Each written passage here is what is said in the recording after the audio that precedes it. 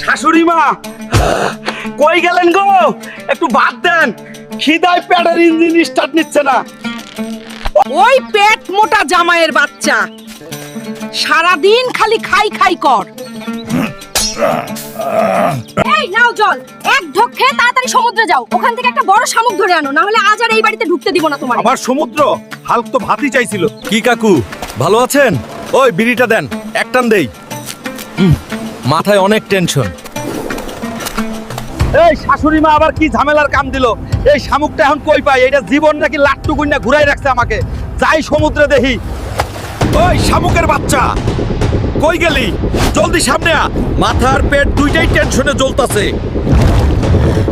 ওই কুমিরের বাচ্চা, সামনে থেকে সরে যাও, না হলে তোর লেজ কেটে হাতে ধরাই দিমুরে। আয় দেখি কার কত শক্তি। পাগলা হাল্ক। ওই শালা কুমিরের বাচ্চা, এবার চল, আমাকে শামুক খুঁজে দে, দ্রুত চল। শাশুড়ির মুড খারাপ থাকলে কিন্তু কালকেই আমার শেষ।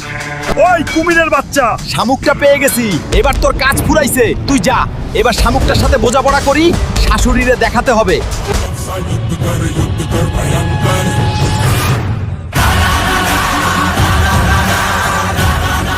হাল্ক, এটা কি রে? পাহাড় না শামুক? কাকু, শাশুড়ির ডিমান্ড বুঝবা না, করতেই হয়।